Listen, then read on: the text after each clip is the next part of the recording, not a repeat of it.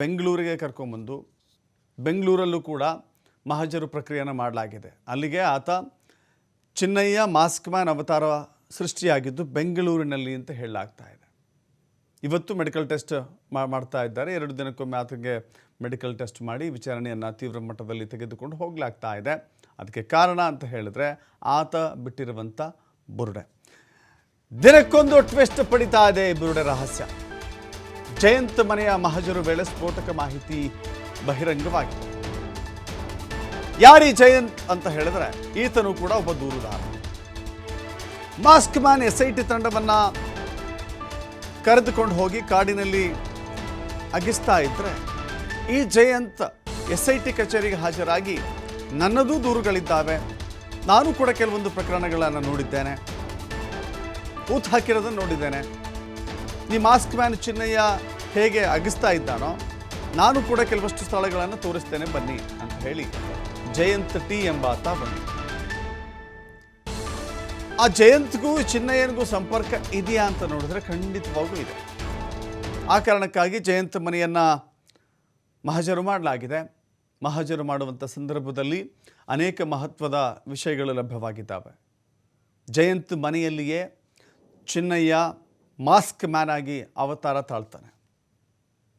ಇಡೀ ಪ್ರಕರಣವನ್ನು ಇಡೀ ಚಿತ್ರಣವನ್ನು ಚಿತ್ರಕಥೆ ಸಂಭಾಷಣೆ ಸೃಷ್ಟಿಯಾಗಿದ್ದೇ ಇಲ್ಲಿ ಈ ಜಯಂತ್ ಮನೆಯಲ್ಲಿ.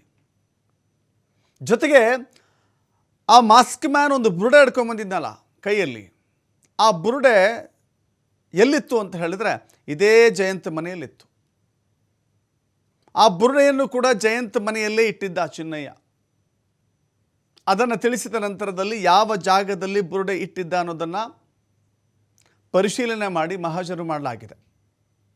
ನೋಡಿ, ಬುರುಡೆ ಕಥೆಗಳು, ಬುರುಡೆ ರಹಸ್ಯ ಅಂತ ನಾವೇನು ತೋರಿಸ್ತಾ ಇದ್ದೀವಿ ಈಗ, ಆ ಬುರುಡೆಯ ಇಡೀ ಕಥೆ, ಚಿತ್ರಕಥೆ, ಪಾತ್ರ, ಸನ್ನಿವೇಶ ಎಲ್ಲವೂ ಕೂಡ ಕ್ರಿಯೇಟ್ ಆಗಿದ್ದು ಇಲ್ಲೇ. ಸೊ ಈ ಕಾರಣದಿಂದಾಗಿ ಜಯಂತ್ ಇದ್ದಂಥ ಮನೆಯ ಮೇಲೆ ಮಹಜರನ್ನು ಮಾಡಲಾಗಿದೆ. ಇನ್ನು ಜಯಂತ್ ಇದ್ದಂಥ ಅಪಾರ್ಟ್ಮೆಂಟ್ನಲ್ಲಿಯೇ ಆತ ಬುರುಡೆ ಇಟ್ಟಿದ್ದ ಅನ್ನೋದು ಗೊತ್ತಾಗ್ತಾ ಇದೆ. ಅಪಾರ್ಟ್ಮೆಂಟ್ ಮೇಲಿನ ಕೊಠಡಿಯಲ್ಲಿಯೇ ಬುರುಡೆಯನ್ನು ಇಡಲಾಗಿತ್ತು. ಅಲ್ಲಿಂದಲೇ ಬುರುಡೆಯನ್ನು ದೆಹಲಿಗೂ ಕೂಡ ತೆಗೆದುಕೊಂಡು ಹೋಗಿದ್ದ ಆ ತಂಡ. ಪ್ರಕರಣ ಸಂಬಂಧ ಹಲವು ಸಂಘಟನೆಯ ಮುಖಂಡರ ಜೊತೆಯೂ ಕೂಡ ಚರ್ಚೆ ಮಾಡಿದ್ದಾರೆ. ಆ ಯಾವೆಲ್ಲ ಸಂಘಟನೆಗಳಿದ್ದಾವೆ ಅನ್ನೋದನ್ನು 2ನೇ ಹಂತದಲ್ಲಿ SIT ನೋಡ್ತಾ ಇದೆ. ಆ ಸಂಘಟನೆ ಯಾವುದು, ಆ ಸಂಘಟನೆಯ ವ್ಯಕ್ತಿಗಳ್ಯಾರು, ಈ ಮಾಸ್ಕ್ ಮ್ಯಾನ್ ಚಿನ್ನಯ್ಯ, ಜಯಂತ್ ಹಾಗೂ ಆ ಸಂಘಟನೆಯ ಮುಖಂಡರ ಜೊತೆ ಇರುವಂಥ ಸಂಬಂಧ ಏನು, ಇಡೀ ಈ ಬುರುಡೆ ರಹಸ್ಯದ ಕಥೆಯಲ್ಲಿ ಸಂಘಟನೆಗಳ ಪಾತ್ರ ಏನು, ಸಂಘಟನೆಗಳ ಮುಖಂಡರ ಪಾತ್ರವೇನು, ಆ ಎಡಪಂಥೀಯ ಸಂಘಟನೆಗಳ, ಬಲಪಂಥೀಯ ಸಂಘಟನೆಗಳ, ಯಾಕಂದರೆ ಇದು ರಾಷ್ಟ್ರವನ್ನೇ ಬೆಚ್ಚಿ ಬೀಳಿಸಿದಂಥ ಪ್ರಕರಣ. ಇಡೀ ರಾಷ್ಟ್ರ ಧರ್ಮಸ್ಥಳದತ್ತ ತಿರುಗಿ ನೋಡಿದಂಥ ಪ್ರಕರಣ ಇದು. ನೋಡಿ, ಗಿರೀಶ್ ಮಟ್ಟಣ್ಣವರ ನಿರ್ದೇಶನದಂತೆ ಕೆಲವಷ್ಟು ವಿಡಿಯೋಗಳನ್ನು ಮಾಡಿದ್ರು ಇಲ್ಲಿ. ಆನಂತರ ಆ ವಿಡಿಯೋಗಳನ್ನು ಕೂಡ ಡಿಲೀಟ್ ಮಾಡಿದ್ದಾರೆ. ಅನೇಕ ಪ್ರಹಸನಗಳು ನಡೆದಿದ್ದಾವೆ. ಅನೇಕ ಟ್ರೈ ಆ್ಯಂಡ್ ಎರರ್ ಮೆಥಡ್ಗಳು ಕೂಡ ಇಲ್ಲಿ ಆಗಿದ್ದಾವೆ. ಇನ್ನಷ್ಟು ಮಾಹಿತಿ ಕೊಡಲಿಕ್ಕೆ ನಮ್ಮ ಪ್ರತಿನಿಧಿ ಆದಿತ್ಯ ನೇರ ಸಂಪರ್ಕದಲ್ಲಿ ಜಾಯ್ನ್ ಆಗ್ತಾ ಇದ್ದಾರೆ. ಆದಿತ್ಯ, ಗಮನಿಸ್ತಾ ಇದ್ದೀವಿ ಈ ಕಥೆಯನ್ನು ಹೇಳಲಿಕ್ಕೆ, ಪಾತ್ರಗಳನ್ನು ಸೃಷ್ಟಿಸಲಿಕ್ಕೆ, ಇಡೀ ಒಂದು ವ್ಯೂಹವನ್ನು ಮಾಡಲಿಕ್ಕೆ ಅನೇಕ ವ್ಯಕ್ತಿಗಳ ಕೈವಾಡ ಎದ್ದು ಕಾಣಿಸ್ತಾ ಇದೆ. ಬುರುಡೆ ಒಂದು ಜಾಗದಿಂದ ಬಂದಿಲ್ಲ, ಅದು ರಾಜಧಾನಿಯನ್ನು ನೋಡಿದೆ, ರಾಷ್ಟ್ರ ರಾಜಧಾನಿಯನ್ನು ನೋಡಿದೆ, ಕೊನೆಗೆ ಧರ್ಮಸ್ಥಳಕ್ಕೆ ಬಂದು ಕೋರ್ಟ್ನಲ್ಲಿ ನಿಂತ್ಕೊಂಡಿದೆ. ಇಡೀ ಆ ಜರ್ನಿ ಇದೆಯಲ್ಲ, ಇದೀಗ ಎಲ್ಲವೂ ಕೂಡ ಬಯಲಾಗುವಂಥ ಸಂದರ್ಭ. ಏನೆಲ್ಲ ಅಪ್ಡೇಟ್ ಸಿಗ್ತಾ ಇದೆ ಈ ವಿಚಾರವಾಗಿ? ದಶರಥ್, ಹೌದು, ಯಾವಾಗ ಚಿನ್ನಯ್ಯನ ಅರೆಸ್ಟ್ ಆಗುತ್ತೋ ಅವತ್ತು ಎಲ್ಲ ಮಾಹಿತಿಗಳು ಬಂದಿದ್ಯೋ ಅದಕ್ಕೆ ಪೂರಕವಾಗಿ ಸದ್ಯ ಅದೆಲ್ಲವೂ ಕೂಡ ನಿಜ ಅನ್ನೋದಕ್ಕೆ ಪುಷ್ಟಿ ನೀಡುವಂತಹ ಬೆಳವಣಿಗೆಗಳು ನಡೀತಾ ಇದೆ. ಏನು ನಿನ್ನೆ ಮತ್ತು ಮೊನ್ನೆ ಜಯಂತ್ ಟಿ ಅವರ ಬೆಂಗಳೂರು ನಿವಾಸದಲ್ಲಿ SIT ಮಹಜರು ಪ್ರಕ್ರಿಯೆಗಂತ ಹೋಗಿತ್ತೋ ಅಲ್ಲಿ ಮಹತ್ವದ ದಾಖಲೆಗಳನ್ನು ಕಲೆ ಹಾಕಿದೆ, ಒಂದಿಷ್ಟು ಸ್ಫೋಟಕ ವಿಚಾರಗಳನ್ನು ಕಲೆ ಹಾಕಿದೆ. ಪ್ರಮುಖವಾಗಿ ಜಯಂತ್ ಟಿ ಅವರು ಚಿನ್ನಯ್ಯನ ಅರೆಸ್ಟ್ ಆದಂಥ ಸಂದರ್ಭ, ನಾವು ಕೂಡ ಅವರನ್ನ ಸಂಪರ್ಕ ಮಾಡಿ ಕೇಳಿದಂಥ ಸಂದರ್ಭ, ನನ್ನ ಹೋರಾಟನೇ ಬೇರೆ, ಆತನ ವಿಚಾರಗಳೇ ಬೇರೆ, ನನಗೂ ಇದಕ್ಕೂ ಏನು ಸಂಬಂಧ ಇಲ್ಲ, ನಾನು ಎಲ್ಲಿ ಬೇಕಾದರೂ ಅಂದರೆ ಯಾವುದೇ ಒಂದು ಪುಣ್ಯಕ್ಷೇತ್ರಕ್ಕೂ ಬೇಕಾದರೂ ಬರೋದಕ್ಕೆ ತಯಾರಿದ್ದೀನಿ, ನಾನು ಬುರುಡೆ ತೆಗೆದುಕೊಂಡು ಬಂದಿದ್ದು ಅಲ್ಲ ಅನ್ನೋದನ್ನು ಬಹಳ ಘಂಟಾಘೋಷವಾಗಿ ಅವರು ಹೇಳಿದರು. ಆದರೆ ದಿನ ಕಳೆದಂತೆ ಅವರ ಮೇಲೆ ಬಂದಂಥ ಅನುಮಾನ ಇನ್ನಷ್ಟು ದಟ್ಟವಾಗ್ತಾ ಹೋಗ್ತಾ ಇದೆ. ಚಿನ್ನಯ್ಯನಿಗೆ ಬುರುಡೆಯನ್ನು ತೆಗೆದುಕೊಂಡು ಬಂದು ಕೊಟ್ಟಿದ್ದು ಜಯಂತ್ ಅವರೇ ಅನ್ನೋದಕ್ಕೆ ಪುಷ್ಟಿ ನೀಡುವಂಥ ಘಟನೆಗಳು ಕೂಡ ನಡೀತಾ ಇದೆ. SIT ಕೂಡ ಜಯಂತ್ ನಿವಾಸದಲ್ಲಿ ಮಾತ್ರ ಅಲ್ಲ, ಅವರ ಮನೆಯಲ್ಲಿದ್ದಂಥ ಒಂದು ಮೇಲ್ಮಹಡಿ ಏನಿದೆ, ಕೊಠಡಿ ಏನಿದೆ, ಅಲ್ಲೂ ಕೂಡ ಮಹಜರು ಮಾಡಿರೋದು. ಆ ಜಾಗದಲ್ಲೇ ಬುರುಡೆಯನ್ನು ಇಡಲಾಗಿತ್ತು ಅನ್ನೋದಕ್ಕೆ ಇನ್ನಷ್ಟು ಮಾಹಿತಿಗಳನ್ನು ಅದು ನೀಡುವಂತಾಗಿದೆ. ಅಲ್ಲೇ ಆ ಬುರುಡೆಯನ್ನು ಇಡಲಾಗಿತ್ತು ಅನ್ನುವಂಥ ಮಾಹಿತಿ ಬಂದಿರೋದು. ಆ ಮೂಲಕವೇ ಆ ಒಂದು ಬುರುಡೆ ಏನಿದೆ ಅದು ದೆಹಲಿಗೆ ಹೋಗುತ್ತೆ. ಇಲ್ಲೊಂದು ವಿಚಾರ ಇರೋದು, ಈ ಚಿನ್ನಯ್ಯನಿಗೆ ಬುರುಡೆ ಬಂದಿದ್ದು ಎಲ್ಲಿಂದ, ಎಲ್ಲೇ ಬಂದಿದ್ರು ಕೂಡ ಆತನ ಕೈಗದು ಸೇರಿದ್ದು ಯಾವ ಜಾಗದಿಂದ ಅಂತ, ಅದು ಉಜಿರೆ ಭಾಗದಿಂದ ಬಂದಿತ್ತಾ ಅಥವಾ ಬೆಂಗಳೂರು ಭಾಗದಿಂದ ಬಂದಿತ್ತಾ ಅನ್ನುವಂಥ ಪ್ರಶ್ನೆಗಳ ನಡುವೆ ಬಹುತೇಕ ಅದು ಬೆಂಗಳೂರಿನಲ್ಲೇ ಆತನ ಕೈಗೆ ಸೇರಿದೆ ಅನ್ನುವಂಥ ಮಾಹಿತಿ ಇದೆ. ಎಲ್ಲಿಂದಲೂ ಅದನ್ನು ತೆಗೆದುಕೊಂಡು ತಂದು ಅದನ್ನು ಆತನ ಕೈಗೆ ಬೆಂಗಳೂರಿನಲ್ಲಿ ಕೊಟ್ಟು ಅಲ್ಲಿ ಒಂದು ವ್ಯವಸ್ಥಿತವಾದ ಪ್ಲ್ಯಾನ್ಗಳನ್ನು ಮಾಡಿ ಸುಜಾತಾ ಭಟ್, ಗಿರೀಶ್ ಮಠಣ್ಣನವರ್, ಜಯಂತ್ ಟಿ ಆ ಬಳಿಕ ದೆಹಲಿಗೆ ಹೋಗಿದ್ದಾರೆ. ಅಲ್ಲಿಂದ ವಾಪಸ್ ಮಂಗಳೂರಿಗೆ ಬಂದಿದ್ದಾರೆ. ಅಲ್ಲಿಂದ ಬೆಳ್ತಂಗಡಿ ನ್ಯಾಯಾಲಯಕ್ಕೆ ಹೋಗಿದ್ದಾರೆ. ನ್ಯಾಯಾಲಯಕ್ಕೆ ಹೋದ ಬಳಿಕ ಎಲ್ಲವೂ ಕೂಡ ಈ ಕತೆ ನಡೆದಿರೋದು. ಸೊ ಇಂಚಿಂಚಾಗಿ ಎಲ್ಲ ಮಾಹಿತಿಯನ್ನು SIT ಕಲೆ ಹಾಕ್ತಾ ಇದೆ.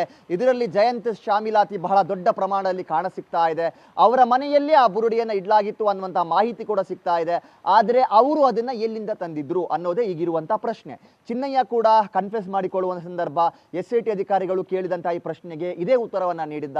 ಅದೆಲ್ಲಿಂದ ಬಂತೋ ಗೊತ್ತಿಲ್ಲ, ನನ್ನ ಕೈ ಕೊಟ್ಟರು, ನಾನು ಅದನ್ನು ತೆಗೆದುಕೊಂಡು ಬಂದು ಹಾಜರುಪಡಿಸಿದೆ ಅನ್ನುವಂಥದ್ದಷ್ಟೇ ಆತ ಹೇಳ್ತಾ ಇದ್ದ.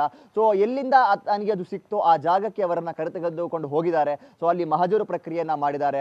ಹಾಗಾದರೆ ಈ ಬುರುಡೆ ಬಂದಿದ್ದು ಎಲ್ಲಿಂದ, ಅದು ಧರ್ಮಸ್ಥಳದ ಕಾಡಿನಿಂದ ಬಂದಿತ್ತು ಅನ್ನುವಂಥ ಸ್ಪೆಕ್ಯುಲೇಷನ್ ಇತ್ತು. ಹಾಗಾದರೆ ಇದು ಸುಳ್ಳ, ಬೇರೆ ಜಾಗದಿಂದ ಅವರಿಗೆ ತೆಗೆದುಕೊಂಡು ಬಂದು ಆ ಜಾಗದಲ್ಲಿ ಅದನ್ನು ಚಿನ್ನಯ್ಯನ ಕೈಗೆ ಕೊಟ್ಟಿದ್ದಾರೆ ಅನ್ನುವಂಥ ವಿಚಾರ ನಿಜಾನ ಅನ್ನುವಂಥ ರೀತಿಯ ಪ್ರಶ್ನೆಗಳು ಕೂಡ ಇದೆ. ಹಾಗಾಗಿ SIT ನಿನ್ನೆ ನಡೆದಂಥ ತನಿಖೆಯ ಬಳಿಕ ನಿನ್ನೆ ಆತನನ್ನು ವಿಚಾರಣೆಗೆ ಒಳಪಡಿಸಿ ಇವತ್ತು SIT ಕಚೇರಿಯಲ್ಲೇ ಆತನ ತನಿಖೆಯನ್ನು ಮಾಡಲಿಕ್ಕಿದ್ದಾರೆ. ಈಗಾಗಲೇ ಆತನ ಮೆಡಿಕಲ್ ಚೆಕಪ್ ಕೂಡ ಆಗಿ ಆತನನ್ನು ವಾಪಸ್ ಕರೆದುಕೊಂಡು ಬಂದಿದ್ದಾರೆ. ಸೊ ಯಾವ ಕ್ಷಣದಲ್ಲಿ ಬೇಕಾದರೂ ಗಿರೀಶ್ ಮಠಣ್ಣನವರ್ ಸಹಿತ ಜಯಂತ್ ಟಿ ಅವರಿಗೆ ನೋಟಿಸ್ ನೀಡುವಂಥ ಸಾಧ್ಯತೆ ಇದೆ. ಸೂತ್ರಧಾರಿಗಳು ಇವರೇ ಅನ್ನೋದಕ್ಕೆ ಪಕ್ಕಾ ಮಾಹಿತಿ SITಗೆ ಸಿಕ್ಕಿದ್ರೆ ಅವರನ್ನು ಅರೆಸ್ಟ್ ಮಾಡುವಂಥ ಸಾಧ್ಯತೆಗಳು ಕೂಡ ಇದೆ. ಯಾಕಂದರೆ ಒಂದು ಮಾನವ ಅಸ್ಥಿಪಂಜರವನ್ನು ಈ ರೀತಿ ತೆಗೆದುಕೊಂಡು ಬರುವಂಥದ್ದೇ ಒಂದು ದೊಡ್ಡ ಅಕ್ರಮ, ಅದು ಕಾನೂನು ಬಾಹಿರ. ಅಲ್ಲಿ ಏನೇ ಆರೋಪಗಳು, ಏನೇ ವಿಚಾರಗಳು ಇದ್ರೂ ಕೂಡ ಅದಕ್ಕೊಂದು ಕಾನೂನಾತ್ಮಕ ಪ್ರಕ್ರಿಯೆ ಇದೆ. ಆದರೆ ಇದೆಲ್ಲವನ್ನ ಮೀರಿಯೂ ಕೂಡ SIT ಅಧಿಕಾರಿಗಳು ಈ ವಿಚಾರಗಳು ಇದ್ರೂ ಕೂಡ ಸುಮಾರು 17 ಜಾಗಗಳಲ್ಲಿ ಅವರು ಕಾರ್ಯಾಚರಣೆಯನ್ನು ಮಾಡಿದ್ರು. ಯಾಕಂದರೆ ಇವರು ಇಷ್ಟು ಬಲವಾಗಿ ಆರೋಪವನ್ನು ಮಾಡ್ತಾ ಇದ್ರು. ಇರಲಿ, ಇವರ ಆರೋಪದಲ್ಲಿ ಸತ್ಯಾಸತ್ಯತೆ ಇದ್ದರೆ ಅದನ್ನು ನಾವು ನೋಡೋಣ, ಆ ಬಳಿಕ ಬುರುಡೆಯ ವಿಚಾರದ ಬಗ್ಗೆ ಗಮನ ವಹಿಸೋಣ ಅನ್ನುವಂಥ ರೀತಿಯಲ್ಲಿ. ಆದರೆ ದಿನ ಕಳೆದಂತೆ ಮಾಸ್ಕ್ ಮ್ಯಾನ್ನ ಒಂದೊಂದು ಹೇಳಿಕೆಗಳು ಕೂಡ SIT ಅಧಿಕಾರಿಗಳಿಗೆ ಇನ್ನಷ್ಟು ಅನುಮಾನವನ್ನು ಮೂಡಿಸ್ತಾ ಇತ್ತು. ಅಂತಿಮವಾಗಿ ಆತನನ್ನು ಈ ಬುರುಡೆಯ ವಿಚಾರವಾಗಿ ಡ್ರಿಲ್ ಮಾಡಿದ ಸಂದರ್ಭ ಆತ ಎಲ್ಲ ಸತ್ಯವನ್ನು ಕೂಡ ಕಕ್ಕಿದ್ದ. ಆದರೆ ಇಷ್ಟೆಲ್ಲ ಪ್ಲ್ಯಾನ್ ಮಾಡಿಕೊಂಡಂತಹ ತಂಡ ಯಾಕೆ ಈ ಥರ ಎಡವುತು ಅನ್ನುವಂಥದ್ದು ಕೂಡ ಇಲ್ಲಿ ಬಹಳ ಕುತೂಹಲ ಕಾರಣವಾಗಿದೆ. ಇವರಿಗೇನಾದರೂ ಗೊತ್ತಿತ್ತಾ ನಾವು ಈ ಥರ ಒಂದಿನ ಸಿಕ್ಬೀಳ್ತೀವಿ ಅನ್ನುವಂಥ ರೀತಿಯಲ್ಲಿ? ಯಾಕಂದರೆ ಅದಕ್ಕೆ ಬೇಕಾದ ರೀತಿಯಲ್ಲಿ ಸಾಕಷ್ಟು ವಿಡಿಯೋಗಳನ್ನು ಕೂಡ ಅವ್ರು ಮಾಡಿಟ್ಕೊಂಡಿದ್ದಾರೆ ಅನ್ನುವಂಥ ಮಾಹಿತಿ ಇದೆ. ಯಾಕಂದರೆ ಪ್ಲ್ಯಾನ್ A ಫೇಲ್ ಆದರೆ ಪ್ಲ್ಯಾನ್ B ಅನ್ನು ರೆಡಿ ಮಾಡಿಕೊಂಡು ನಾವು ಸೇಫ್ ಯಾವ ಥರ ಆಗ್ಬೋದು ಕಾನೂನಿನ ಚೌಕಟ್ಟಿನಲ್ಲಿ ಅನ್ನುವಂಥದ್ದು ಕೂಡ ಬಹಳ ಸೂಕ್ಷ್ಮವಾಗಿ ಅವರು ಲೆಕ್ಕಾಚಾರ ಹಾಕಿದ ರೀತಿಯಲ್ಲಿ ಇದೆ. ಹಾಗಾಗಿ ಆ ಜಯಂತ್ ಟಿ ಮನೆಯಲ್ಲಿ ನಡೆದಂಥ ಮೀಟಿಂಗ್ ಸಂದರ್ಭದಲ್ಲೇ ಆತನ ವಿಡಿಯೋವನ್ನು ಮಾಡಲಾಗಿತ್ತು. ಆ ಬುರುಡೆಯ ಜೊತೆಗೆ ಆತನ ಒಂದು ಅಂದರೆ ಹೇಳಿಕೆಗಳನ್ನು ನೀಡಿದ್ದ, ನಾನೇ ಇದನ್ನು ಬೇರೆ ಕಡೆಯಿಂದ ತಂದಿದ್ದೀನಿ, ಇದನ್ನು ಈಗ ತೆಗೆದುಕೊಂಡು ಹೋಗಿ ನಾವು ಲಾಯರಿಗೆ ಕೊಡ್ತೀವಿ ಅನ್ನುವಂಥ ರೀತಿಯಲ್ಲಿ ಆ ವಿಡಿಯೋವನ್ನು ಡಿಲೀಟ್ ಮಾಡಿ ಮತ್ತು ಅದು ಹರಡಾಡ್ದಿತ್ತು ಅನ್ನುವಂಥ ರೀತಿಯ ಮಾಹಿತಿಗಳು ಇದೆ. ಹಾಗಾಗಿ ಅತಿ ಶೀಘ್ರದಲ್ಲಿ